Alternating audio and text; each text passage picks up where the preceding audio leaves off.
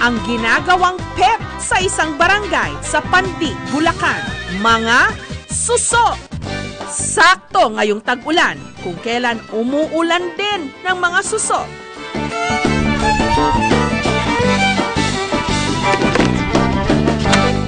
Ang pagkabagal-bagal kasing mga suso, inaalagaan nila pangkarera. Bago sumabak sa laban, kinukondisyon muna nila ang mga ito at pinapangalanan pa.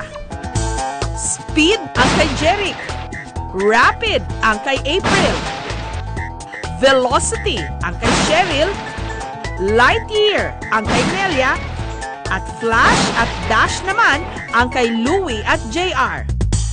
Ang siste, sa isang plywood, guguhit ng isang maliit na hugis bilog sa gitna at saka ulit guguhit ng mas malaki pang bilog. Dito magkakarerahan ang mga suso na lalagyan ng numero.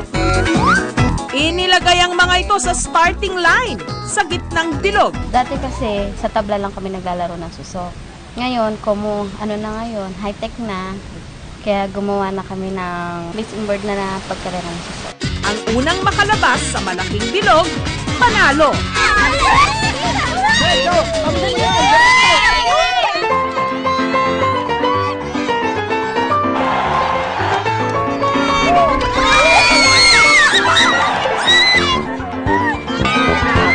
At dahil mabagal kumilos ang mga suso, ang karera tumatagal ng mula 15 hanggang 30 minuto.